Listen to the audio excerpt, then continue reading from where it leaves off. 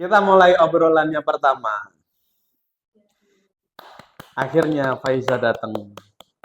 Jadi kalau kenapa kok aku ngundang kamu itu Faiza? Bener memang ketika kita di belakang tadi ngobrol, aku taunya ya kamu itu aktivitasnya sama sekali nggak ada berhentinya. Mulai dari kamu pagi sampai siang sekolah, habis itu ada eskul, habis itu nggak tahu wis opo ya. Kayaknya kabeh mau lakoni lah gitu. Kasarannya begitu. Nah, ketika terakhir kita ketemu, ya mungkin Halal sebulan yang bihalal lalu, ya. halal bihalal. Mm-mm. Nah, oke, kita akhirnya ketemu. Nah, aku sekarang pengen ngobrol karena aku tahu Faiza di konten kreatornya itu sering banget eh, ngobrolin psikologi, ngobrolin tentang orang gitu. Kamu punya passion ke sana memang ya kayaknya. Seberapa besar sudut pandang untuk pengen tahu orang gitu maksudnya? Mempelajari orang maksudnya gitu. Eh, Basicnya tuh soalnya aku suka nulis ya. Dulu Hmm. di SMA nulis, bikin majalah, bikin artikel, cerpen segala macam. Begitu aku masuk psikologi, keterima, ditanya sama dosen, apa Hmm. motivasimu masuk psikologi? Hmm. Dan entah spontanitas aku jawabnya, karena aku tuh ngerasa manusia ini topik yang nggak akan pernah kering. Dan Ya sih. selalu ada yang bisa digali dari manusia. Hmm. Dan Hmm. itu menarik sekali buat aku dan itu sebabnya kenapa kok tertarik aku sama psikologi. Iya sih. Karena setiap seolah manusia itu akan ngikutin zamannya gitu ya. Ya, Kita sekarang ngadapin zamannya setelah milenium bucks. Ingat nggak sih? Tahun 2000 kita baru masuk SMA di fase itu kan. Di antara teknologi yang luar biasa sama orang-orang sekarang kita ketemu sama bocil-bocil kematian. bocil kamu. Genset. Iya loh. Nah, itu kan tantangan juga bagi orang tua, bagi semua manusia yang baik di pekerjaan, baik di rumah, kayak gitu kan. Nah, semua orang pasti akan punya anggapan berpikir dan hidup itu positif. Aku sih punya, kenapa harus ada kata mereka itu. Pengennya Hmm, semua orang itu berpikirnya ke positif ya. Dan itu bisa debatable sih ya. yep. Karena kita ngarahin ke positif yang ke arah kiri, orang pengennya ke arah kanan. Sebenarnya Mhm, sama-sama positif. iya, Bisa begitu juga. betul. Soalnya memang manusia kan instingnya negatif, positif. Emang semua manusia itu kayak diilhami kemampuan untuk menjadi baik dan menjadi buruk. Tinggal dia dorongan nalurinya ke yang baik dan juga lingkungannya dia itu lebih mengarahkan dia kemana. Jadi kalau misalnya seseorang itu dibilang baik, seseorang itu dibilang punya tabiat buruk, itu banyak faktor. Jadi nggak semata-mata ya emang dia dari lahir kayak gitu. Bisa jadi dia terpapar oleh lingkungan yang mungkin membuat dia berpikir seperti itu, kemudian pola asuh orang tua, budaya, kemudian ekonomi, kayak gitu. Jadi, Tapi di mm, teknologi yang sekarang ya, aku ngelihat malah teman-teman yang muda, yang generasi Z Alpha dan lain-lain, justru malah tidak berinteraksi sama orang loh, Faiza. Artinya maksudku yang membangun mereka itu jadi menurutku ya, sorry ya. mm, mm. Ini bukan ngejudge. Mereka jauh lebih introvert, punya dunianya sendiri gitu. Ya, karena mereka ngelupain satu hal penting itu, kalau manusia itu makhluk sosial. Jadi kalau diibarat kata manusia itu adalah handphone, ngecharge itu bukan dari apa, kayak misalnya handphone kan listrik ya. Manusia itu ngecharge dari orang lain. Terlepas dari kamu seberapa introvert, Hmm. terlepas dari kamu seberapa kecil punya energi atau seberapa kamu nggak terbiasa ketemu orang, tetap kamu harus ngecharge ketemu orang. Dan yang aku sayangin zaman sekarang itu, Kalau kamu sekarang hmm, ngecas harus ketemu orang supaya fresh lagi, oh iya iya, tentu, tetap gitu ya. tentu, tentu. Walaupun aku ngerasa kadang aku introvert, tapi aku tetap butuh ngecharge ketemu orang yang aku percaya.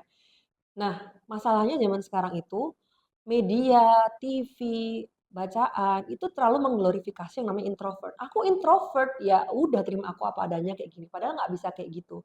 Manusia di psikologi itu setiap orang berubah kepribadiannya. Kayak air, fluid. Jadi tiap 1-2 tahun itu dia akan Maksudnya berubah. tidak bisa itu dijadikan kayak hal yang biasa. Nggak bisa jadi ini tuh label. Oh, oke. Aku adalah introvert. Nggak bisa. Someday ketika kamu lagi tertarik dengan tontonan misalnya kayak reality show yang itu Hmm. harus ketemu orang dan kerjaanmu kamu diminta untuk menjadi kayak pegang training ya. Mhm. Kamu aslinya sebenarnya orangnya introvert banget.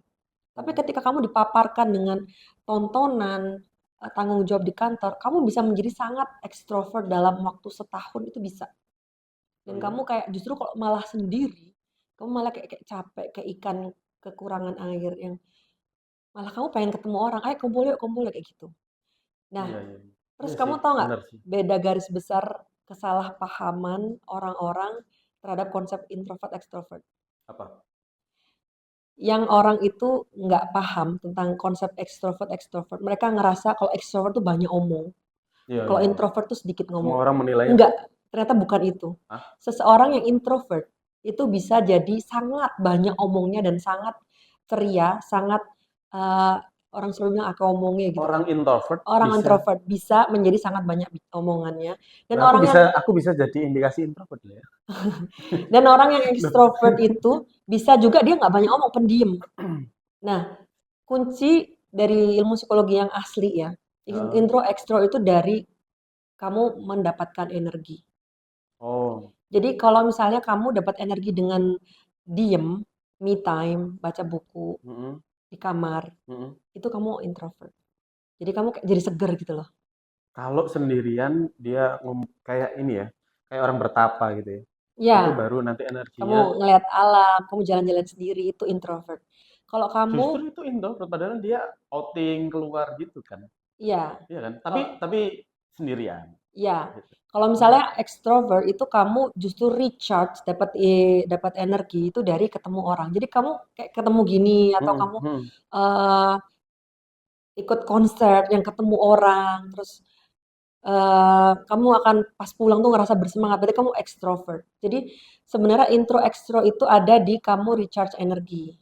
Wah, aku kalau sudah ketemu banyak orang, mungkin sehari ketemu klien atau ketemu banyak orang, maksimal paling 5 gitu. Itu kayak energi langsung habis. Nah, Aku bisa harus jadi butuh.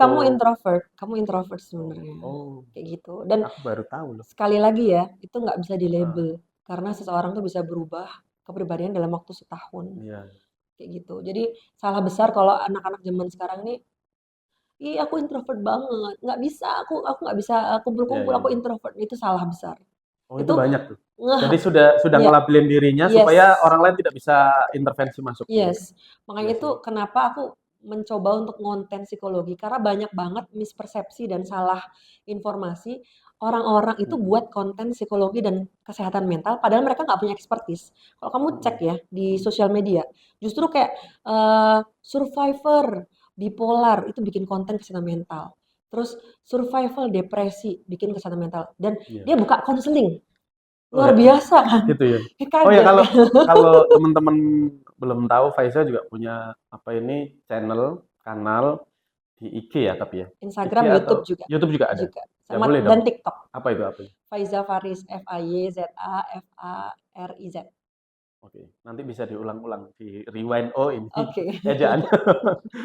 Kan aku pernah ya dalam satu scrolling ya ngelihat ada mbak-mbak joget-joget gini. Ya, Ciri kamu depresi. Satu, kurang tidur.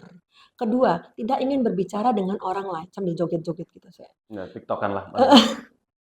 Dan yang komentar ribuan. Ini aku depresi ternyata aku sudah bosan hidup bla bla bla bla bla bla. Satu, dia bisa sudah mencuri perhatian karena anehnya itu joget-joget.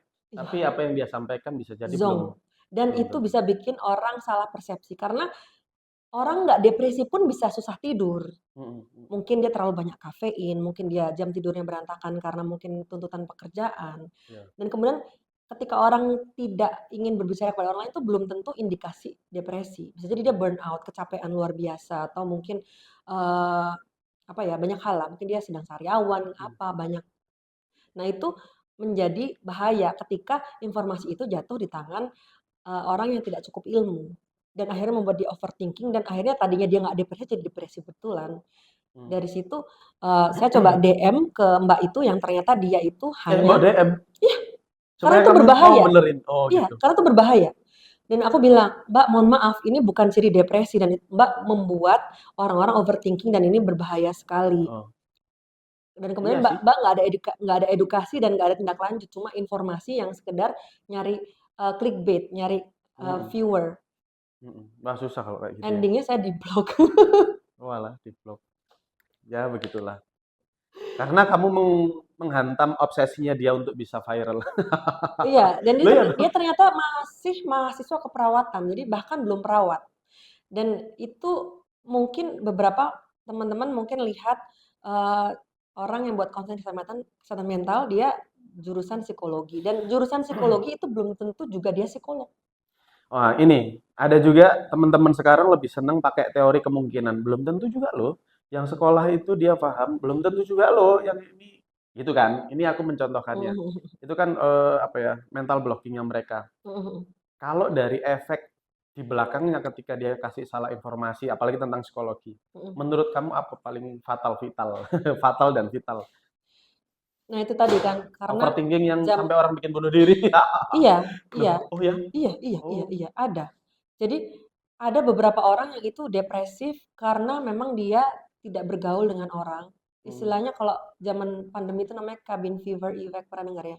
hmm, Jadi seseorang akan mengalami penurunan kognitif, kesehatan mental, pelupa, jadi gampang uring-uringan, gampang marah, ya, ya. karena dia tidak bertemu dengan orang lain. Memang tadi ada teori introvert, extrovert di mana dia akan lebih recharge dengan Hmm. ketemu orang atau menyendiri. Tapi secara garis besar semua kepribadian itu harus ketemu orang, harus bergaul. Karena manusia itu Suka nggak sosial, suka, makhluk suka nggak sosial, suka. social creator, iya, betul, Ya, betul, ya, ya, seperti ya. itu. Dan Itu, ada orang yang eh, nggak punya masalah, keluarganya harmonis, kemudian pekerjaan oke, prestasi oke, anak-anak hmm, juga berprestasi, tapi dia ngerasa sedih, dia ngerasa mellow, karena memang ada juga gangguan hormonal, ada juga seperti itu. Dan ditambah ketika melihat konten yang salah, akhirnya dia semakin melabel diri dan semakin terinternalisasi, iya, aku ini eh, depresi. hmm. Seperti itu. Sama seperti sakit fisik ya. Ada orang yang Ya, sebenarnya cuma kutil biasa, tapi dia meyakini ini kanker. Dan akhirnya jadi kanker betulan. Ada kayak gitu. oh iya ya. Betapa kuat kemampuan otak Sugesti, itu, sugestif itu afirmasinya untuk sampai untuk ke sana. kesehatan kita. Hmm. Dan sebenarnya kesehatan mental sama kesehatan fisik itu sama. Nggak ada beda kalau menurut aku. Jadi makanya Oh, setiap kali ada yang mau konseling ke aku selalu cek kesehatan mental dia, dia jaga pola hidupnya tuh kayak gimana. hmm, Kamu tidurnya gimana, olahraga terakhir gimana, hmm, asupan nutrisimu kayak gimana, hmm. makanmu kayak gimana, bergaulmu Mulai dari gimana. keseharian dia dulu. Kayak gitu.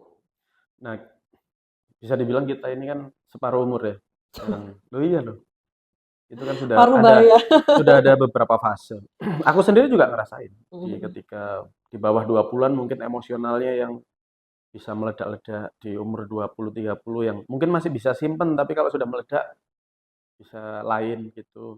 Nanti sampai sampai tahap yang ngapain sih gitu. Ada loh gitu. Sampai kayak ngelihat itu ya udahlah kalah aja deh. Yang penting aman. Fase-fase emosi itu dalam tahapan hidup orang. Menurut kamu ada beberapa fase dan tahap sih kalau dari sisi psikologinya gitu. Atau berkembang sesuai dengan ya interaksinya tadi. Iya. Kalau dari psikologi sendiri untuk emosi itu nggak terbatas umur ya. Umurnya ya. Jadi Oh. memang ada beberapa orang tuh yang memang dimatangkan di usia yang lebih dini secara Hmm. emosi. Jadi ada kaitannya emosi ini dengan morality ya. Jadi standar etika itu ngaruhin perkembangan emosimu. Jadi Hmm. ada beberapa anak yang dia masih SMP tapi dia punya standar morality yang tinggi. Jadi dia Hmm. bisa ngontrol diri. Bahkan ketika dia mungkin ketemu guru yang lebih apa ya, lebih tua jauh, tapi guru tersebut nggak bisa handle emosi. Bahkan nampaknya si anak ini lebih matang gitu. Pada dasarnya emosi ini eh, dimiliki oleh setiap orang tuh tiga stase, tiga tahapan. Mau berapapun umurnya. Jadi ada anak umur 10 tahun versus Hmm. orang Hmm. umur 80 tahun. Hmm. Keduanya ini bisa punya tiga stase, fase anak-anak, fase dewasa, fase orang tua. Kalau misalnya mau contoh ya, mungkin kamu lihat anak-anak main kecil, main ibu-ibuan. Ya. Dia ketika dia bercanda, ih lucu gitu. Itu dia sedang di fase anak-anak. Tapi si anak itu ketika dia ngelihat temennya itu metik bunga tetangga, Hmm. jangan. Itu susah loh, dia tiap hari ngasih pupuk, nyiramin susah loh, itu tumbuhnya bisa setahun lebih loh, kamu kok gampang ambil. Hmm. Itu dia lagi di stase, lagi di fase dewasa. Ya. Ada juga ketika dia strict ya, ketika dia mau ngelaporin, nggak bisa, aku harus laporin kamu. Itu dia di fase orang tua. Anak-anak itu bisa punya 3 fase itu dalam satu kepribadian itu. Aku paling nggak bisa kalau anakku yang di fase ketiga itu nyikapin untuk nggak bisa, kamu harus tak laporin enggak. Ya, itu di umur yang dini. Heeh. Dan di orang tua pun bisa punya 3 fase itu. Fase anak, fase dewasa, fase orang tua. Jadi kalau misalnya orang tua umur 80 tadi ya, dia ketika halal bihalal ketemu teman seumurannya, ih kon kok tambah aja kon perawatan apa kok murah diskon. Jadi kayak dia balik anak-anak lagi, itu bisa. Jadi dia balik ke fase anak-anak. Ketika dia lagi tenang, dia lagi ngomong serius, itu dia di fase orang dewasa. Dan ketika dia fase untuk memberitahu, nutur-nuturi, melarang Oh, dan ada tuh. melaporkan, Banyak tuh temenku itu fase orang tua. Dan suka nuturin. ya, di setiap umur itu Mm-mm. bisa punya tiga-tiganya itu. Dan Oh, yang membedakan adalah yang mana yang lebih menguasai seseorang itu. oh. Jadi Gitu. sebenarnya semuanya baik. Tinggal Ya, di konteks situasi apa gitu ya. ya. Kadang juga ada orang yang memang eh, terbiasa untuk self controlnya bagus, dia Mm. tenang, bijaksana, dia pejabat yang punya apa reputasi baik gitu ya. Dia kontrol Tiba-tiba bijak baik. Aku sudah gini. Ngomong pejabat kan tadi. nggak Nggak jadi. jadi langsung gini. Amin lah ya, amin. Amin, amin. Ya, jadi suatu saat dia memang burn out, capek banget, habis Mm. roadshow ke luar kota, dan kebetulan kok Ada dia tuh yang di belakang kamera itu kemarin habis roadshow karena pilek. terus Iya. di satu percikan dia lepas kontrol. Iya, aku sempat nanya juga ngomongin tentang extrovert introvert ketika eh, temen kita tuh, jadi dia ketemu banyak orang kan. Kamu energimu nggak habis ya? Karena aku kan kalau ketemu banyak orang, dia 2 kali tepar juga sama tidur di mobil kayak gitu sih. Itu kayak energinya keserap gitu nggak sih Iya, awalnya? iya, iya. Iya, iya, gitu. Beberapa orang yang Iya, iya. energinya terlalu besar, ketika dia energinya udah habis udah kayak orang pingsan, hilang. Mhm, Dan tuh nggak lihat waktu dia lagi di mana, dia tidur tidur aja, ada yang kayak gitu memang. mhm. Nah, di setiap tahapan emosi tadi itu kan nggak lepas juga ada obsesi ya di manusia itu. Mm. Di tiap umurnya. Aku langsung masuk, pengen kemarin aku langsung lempar tak tanyain. Emang semua itu orang itu harus berhasil kah? Konteksnya kalau orang umum ngomonginnya harus sukses kah dalam konteksnya dia masing-masing? Hmm. Kalau di psikologi itu tergantung background masing-masing ya. Jadi Hmm, arti sukses setiap orang itu berbeda-beda. yes. Ada yang Sepakat punya aku. value sukses itu adalah ketika dia berhasil membangun keluarga dan Hmm, dia udah cukup berpuas dengan di rumah, dia mendidik anak dengan baik. Itu ada orang yang merasa hmm, hmm, suksesnya dia itu di bagian tersebut. Ada hmm, juga yang ngerasa sukses tuh ketika dia mencapai popularitas. Dia hmm, benar-benar bisa viral nasional, hmm, tapi hartanya nggak banyak. hmm, hmm, hmm, Jadi dia cuma rumah kecil dan dia juga nggak hmm. ngerasa perlu branded things gitu, nggak perlu. Itu udah definisi sukses buat dia. Tapi ada juga yang merasa sukses itu harus dari nominal, Hmm. kepemilikan, ada yang seperti itu. Jadi itu value-nya berbeda-beda di tiap orang. Kalau menurut Faiza Mm, dari kebanyakan orang mm, antara kalau bisa dipisah antara material itu harta, mm, kalau keluarga ya wanita atau pasangan perempuan mm, mm, atau terakhir posisi kedudukan. mm, mm. Menurut kamu paling banyak apa kalau orang kita Indonesia? Atau Kalau Surabaya lah, nggak usah Indonesia, Surabaya aja.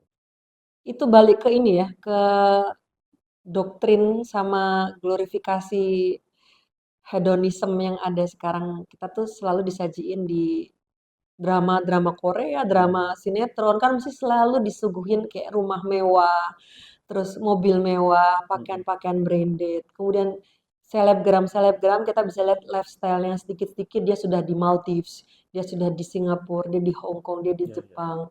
Kita terlalu di doktrin diracuni dengan standar sukses itu yang seperti itu. Jadi beberapa orang yang belum matang secara emosional dan juga istilahnya lingkup dia hanya sebatas gadget. Dia belum Mhm. melihat dunia masyarakat itu gimana, dia belum pernah ngelihat, orang-orang di pinggir sungai, dia Mhm. nggak pernah ngelihat Iya loh, iya. orang-orang yang, apa ya, pemulung segala Mhm. macam. Lingkupnya dia hanya di gadget. Jadi dia ngerasa Mhm. sukses tuh adalah seperti itu. Dan itulah sebabnya tadi kamu bilang kan, kalau anak Gen Z, Gen Alpha zaman sekarang kenapa kok berbeda dengan orang yang zaman dulu? Karena mereka interaksinya Tapi terbatas. kalau tentang Mhm. obsesi atau tentang arti itu semuanya kayaknya nggak Gen Z aja sih. Itu umum dengan suguhan yang flexing ya Iya sekarang iya gitu. iya. Tapi memang betul. Kan bahkan aku beberapa kali pengalaman reuni ya. Itu kan kadang antara momok sama pengen kangen ketemu. Nanti kalau ketemu nanti dipikirnya apa antara di SMP atau SMA gitu. Takut takut orang Di-judge la- gitu ya? takut orang lain menilai kita dan ketika kita melakukan sesuatu, oh membandingkan, itu takut lah. Serius, Mmm, aku jujur mhm sebenarnya takut. mhm Makanya aku mhm. di reunian kita itu juga Mhm mhm. ada beberapa yang ya selain waktunya bisa, tapi ya pada dasarnya saja nih kangen. Gitu. Sebenarnya kangen, tapi kadang-kadang ada takut gitu. Mmm. Itu balik lagi ke ini sih, ke konsep diri kamu. Jadi kamu tuh memandang dirimu tuh seperti apa. Jadi, bagi orang-orang yang ngerasa udah fulfill dengan dirinya sendiri, "Aku sudah cukup," Mm-mm. kuncinya itu adalah merasa cukup. Jadi ketika seseorang itu masih belum merasa cukup, nah itu mungkin bisa muncul seperti itu. Mungkin kamu ada hal-hal yang kamu belum penuhin, mungkin terpengaruh dari, pengalamanmu di masa kecil atau pengalamanmu di masa lalu. Kamu pernah mungkin mengalami disepelekan orang, yang Oh itu malah malah membekas. takutku bukan konteks aku takut datangnya, tapi konteksnya Mhm. justru malah takut. Nah, aku sih cuek aja Mhm datang. mhm Cuman mhm. orang lain akan menilainya, alah cuman begini aja kok. Nanti dilihat dari bawah sampai atas, nanti harus datang dengan siapa, harus gitu kan. Takut Iya, gitu loh kadang.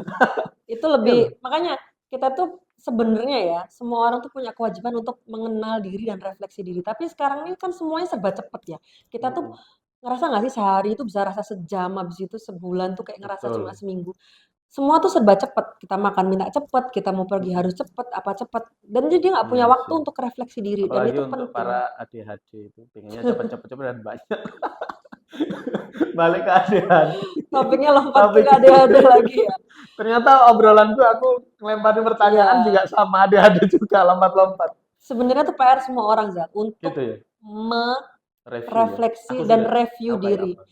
Sempetin waktu sehari Mm-mm. 15 sampai 20 menit untuk nge-review diri. Aku sebenarnya sehari sudah bermanfaat belum sih? Tujuan aku tuh kayak Mm-mm. gimana? Ya, Aku ya. tuh sebenarnya orangnya gimana? Hari ini aku ngerasain apa? Makanya aku bener-bener eh, tekanin dan saranin banget orang-orang buat punya jurnal. Mm-mm. Kalau mungkin ribet ribet dengan buku, dengan segala macam takut dibaca. Banyak sekarang di handphone aplikasi-aplikasi kayak jurnal online, diary online, aplikasi diary. Tulis sempetin dalam waktu 5 menit aja. Sehari aku ngerasain ini, aku ngerasa gini. Mm. Jadi itu penting banget buat kamu memonitor. Kira-kira perkembangan emosiku tuh udah kayak gimana sih seminggu ini. Kemudian moodku tuh seberapa fluktuatif. Aku seberapa percaya dengan diriku sendiri, seberapa konsep diriku tuh bagus. Kalau masih ada pertanyaan atau masih ada keraguan, nanti aku dilihat begini, nanti orang-orang melihat apa, itu berarti masih ada masalah dengan konsep dirinya. Jadi Itu lebih enak ke notebook atau ke sosial media? kalau bagus sih lebih ke notebook ya, yang Karena itu fisik. untuk self ya. Karena eh, Self reminder kan gitu. motorik Oh. tanganmu, otak, dan itu semua akan bekerja. Jadi ketika Mm-mm. tanganmu itu motoriknya bergerak, dia kan mengirimkan energi ke otak bahwa ini serius nih. Jadi otak tuh, "Ya, ini Mm. lagi serius nih. Kamu harus apa namanya fokus. Kamu harus ngeluarin memori-memori dari pagi. Tapi kalau misalnya memang itu nggak memungkinkan, takut dibaca pasangan atau takut kebaca anak, boleh pakai apa Mm. namanya, aplikasi yang ada kuncinya ya, aplikasi Ya, kan ada ya, atau mau lewat sosial media juga bisa. Banyak sekarang, temen-temen yang refleksi diri lewat blog. Jadi dia bikin nulis ya. blogspot Bisa atau tuh, bisa di kata mhm, mereka bisa open. Jadi bisa, semua penulis luar di kata mereka bisa boleh. loh kita. Iya, jadi mau punya unek-unek disampaikan Mm-mm. tentang kegelisahan, Ya, problem sosial. jangan diem diem diem menyendiri habis itu bunuh diri. bahaya banget. Itu tadi Iya, kenapa kadang otak itu bisa menipu kamu. Makanya kita butuh orang untuk iya. berkaca. Mhm. Cermin kita tuh orang lain. Misalnya kita ngerasa kayaknya muka aku ini bopeng deh. Kok ini kayak aku ngerasanya itu ada Iya. gerenjel-gerenjel. Kita kan butuh cermin kan. Oh, Mhm. ternyata ini bukan bopeng. Ini ternyata bekas makanan aku kering tadi Iya. belum aku cuci seperti itu. Nah, Bahkan bisa jadi ada pendapat, oh dengan bopeng yang sedikit itu, kamu justru malah kelihatan lebih yes. bagus loh gitu. Iya, Kadang ada bisa. tai lalat atau Iya, apa gitu kan. betul. Jadi malah Iya, lucu, malah malah iya, keriputmu iya. ketutupan, misalnya kayak gitu. Mhm. Nah, cermin itu adalah orang lain. Kamu tetap butuh orang lain. Nah, masalahnya zaman sekarang orang-orang terlalu ditakut-takuti oleh media. Ketemu orang, NPD, ketemu orang, dia agresif, ketemu orang, nanti kamu di-ghosting, ketemu orang, nanti kamu dikhianati, nanti kamu digosip gini. Terlalu banyak racun yang Overthinking ada ya. di sekitar kita yang membuat kita overthinking. Tapi ngomongin NPD, kamu singgung NPD. Aku bilang, ya aku juga searching kan di sosial media. NPD itu, ini konteks pengertianku dulu ya. NPD itu Mhm. adalah orang yang kalau nggak aku, orang lain itu bodoh kabeh pokoknya. Kalau nggak aku, Yes, gitu. Sampai yes. kamu harus nurut aku, semuanya apa kata aku, kayak raja zaman apa gadget sekarang aja gitu sih. Yang Betul, aneh betul. menurut kita Iya, gitu kan. NPD itu basicnya adalah gangguan kepribadian, ngerasa dia tuh lebih penting dari semua orang. Oke. Dan itu Berarti sebabnya, sama nih pengertiannya gitu. yes, Bener betul, ya berarti yang betul, betul, betul. terjemahanku gitu. Oh. Benar-benar nggak bisa ngerasa salah sama sekali, diberi masukan tidak bisa, tidak akan mau mengakui kesalahan, apapun itu Hmm. bentuknya. Susah kan ya? Dia akan ngehancurin segala macam Itu hubungan. ada, itu bisa disembuhin nggak sih NPD itu agak susah untuk dengan disembuhin. agama?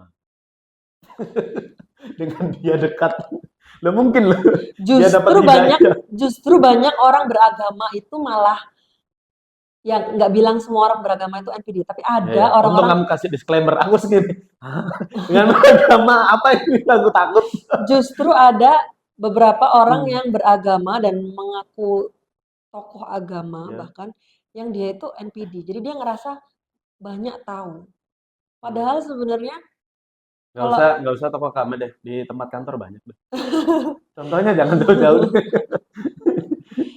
kan sebenarnya kalau kita ngomongin tentang agama, setan dulu tuh kurang taat gimana? Ibadah semua tuh seperti malaikat setan itu.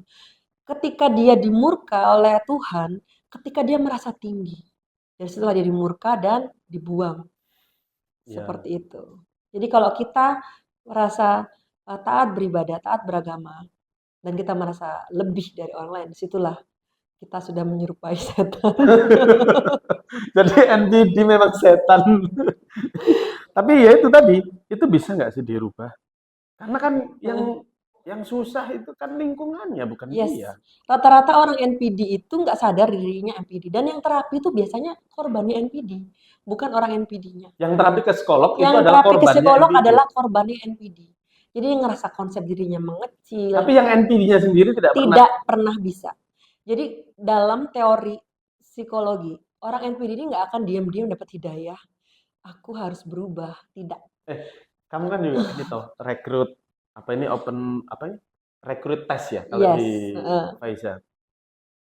Nah, itu bisa kelihatan nggak sih ini potensi NPD, ini potensi NPD nggak bisa langsung ketahuan dari psikotes dan dari ngobrol interview dalam beberapa, itu baru bisa ketahuan setelah interaksi beberapa lama. beberapa Jadi lama. kayak Hmm. seminggu, 1 bulan. Atau kita Hmm. mungkin ada, Sebegitu manipulatifnya ya berarti yes, ya. Poinnya yes, gitu ya. skillnya mereka benar-benar bagus. Oke. Jadi makanya Sungguh. ada orang dibilang kamu tidak akan benar-benar mengenal orang sampai kamu pertama berurusan dengan uang, dua ketika kamu berpergian bersama atau safar bersama, ya kan seperti itu ada. Hmm. Nah itu kamu bisa tahu orang NPD ketika kamu bepergian bersama dia, Terus gimana? menghabiskan waktu bersama. Di Jadi lingkungan ada masa orang NPD-nya kan susah ya. keyword, Apalagi ketika NPD-nya adalah orang yang ketika di kerjaan atau di lingkungan sosial itu statusnya lebih tinggi dari. iya. Jadi kamu bisa mengenalin orang NPD itu ketika dia ngecilin emosi kamu. Jadi kayak, halah kamu baperan sih, halah gitu aja sensitif, kayak gitu. Itu satu. Dan yang kedua, dia ketika melakukan kesalahan, dia nggak akan mau mengakui. Jadi dia akan malah Tetap benar. membuat kamu bertanya-tanya. Loh, harusnya kamu sadar diri dong, kamu ngeh dong kalau misalnya ini ada permasalahan, padahal dia yang bikin salah. Seperti itu. Ya, Jadi ya, ya. cirinya itu salah satunya seperti itu, nggak pernah mau disalahin. Kedua itu dia mengecilkan kamu. Kemudian yang ketiga dia itu membuat energimu terkuras. Jadi ketika kamu dekat sama dia tuh kayak rasa capek, Oh iya. capek aja. Dan kamu Iya ketika sih. mau ketemu dia tuh kayak Banyak sih nggak siap. temen-temenku curhat juga, capek ketemu ini. Ya indikasi NPD Iya, di dan lingkungannya dia begitu sih. nggak bisa sadar sendiri. Tiba-tiba Ya. aku mau mau jadi lebih baik enggak. Biasanya NPD akan Mm. sadar ketika ada tamparan dalam hidup. Entah dia berurusan dengan hukum atau entah dia kehilangan pasangan, Hmm. ditinggalkan orang-orang sekeliling, seperti itu. Jadi ketika dia ditampar dengan kehidupan, dia baru akan sadar dan akan Oh. mau berubah dan bisa berubah. Tapi analoginya kalau orang NPD ini sama seperti kamu ketemu pohon yang udah bengkok. Nggak bisa dong kamu langsung gitu kamu langsung berdiri, nggak bisa. Iya. Jadi caranya adalah kamu perbaiki lingkungannya pelan-pelan. Kamu Ah, mungkin repot banget Faiza. iya susah Sudah banget kan pohon sudah udah yang nyusahin melengkung. itu si NPD malah sekitarnya kan gitu. Ya susah Iya, menurutku. Wah, kacau. yang Apa? bisa kita lakukan adalah berdoa semoga dia diberi Hidayah. Oh diberi enggak. tamparan. Diberi tamparan ya, iya. Iya. Iya sih harus ada yang atau NPD ketemu NPD. Jadi dia Bisa, tamparan gitu ya. bisa. Mampus. Ya, kita sudah ngobrol 30 menitan. Mungkin Faiza ada saran supaya kita yang nonton podcast ini bisa lebih dalam step yang dalam sudut pandang yang positif-positif ini. Ya, biar kita tuh positif, kita tuh harus jaga kesehatan mental sebagaimana kita jaga kesehatan fisik. Kalau kita Hmm. kesehatan fisik kan mesti beli vitamin, makan bergizi, Ya. terus kemudian jumpa dokter kalau kita ada keluhan. Nah, masalahnya kalau di kesehatan mental ini kita nggak kayak gitu. Misalnya kita benar-benar sakit hati banget sama pasangan atau sama teman kerja Lingkungan. Oh. yang membuat kita tuh diem, Mm. susah tidur, susah makan. Kita akan ngerasa, wah ini biasalah gitu. Kalau misalnya kita samakan dengan kesehatan fisik, Mm. kamu kalau kesayat luka kena pisau, apa Mm. yang kamu lakukan? Ya pasti paling tidak dikasih betadine Nah, atau ketika plester. sayatan itu terlalu dalam dan nggak bisa berhenti, apa yang kamu lakukan? Ya butuh orang lain, Ke dokter ke kan untuk dokter. dijahit. Mm. Nah, kenapa kita nggak lakukan itu dengan kesehatan mental kita? Kalau di Mm. Inggris, kamu Mm. ngerasa sakit sedikit atau mau ngedit, orang-orang tuh nggak ragu untuk sedikit-sedikit ke psikolog. Tapi kalau di Indonesia, kalau kamu ke psikolog, ih gangguan jiwa Gangguan lu, jiwa. ODGJ lu gitu. Iya sih. Stereotip itu yang sekarang lagi diperangin oleh orang-orang Mm. psikolog dan psikiater seperti itu. Iya. Jadi kita harus jaga kesehatan mental sama seperti kesehatan fisik. Dan emang awalnya dari kesehatan fisik dulu. Jaga Oh. tidurmu, jaga makanmu, olahragamu teratur karena itu ngaruhin produksi hormon dalam otakmu untuk kamu bisa stabil dan positif di kesehariannya. Ya. Oke, Faisal, thank you ya sudah Thank you ngobrol undangannya. banyak Thank you panjang for lebar. having me. Terima kasih Ya, aku yang terima banyak. kasih. Sukses buat kamu Iya, juga. sama-sama. Sukses buat kata mereka. Oke, terima kasih untuk teman-teman yang sudah nonton. Jangan lupa subscribe sama follow kita. Dan tadi Faiza juga punya channel, bisa dicari. Apa Faiza boleh diulang? Faiza Faris. Faiza Faris. Ya, Fayza Fariz. Oke. Terima kasih. Oke, dadah semuanya. Thank you.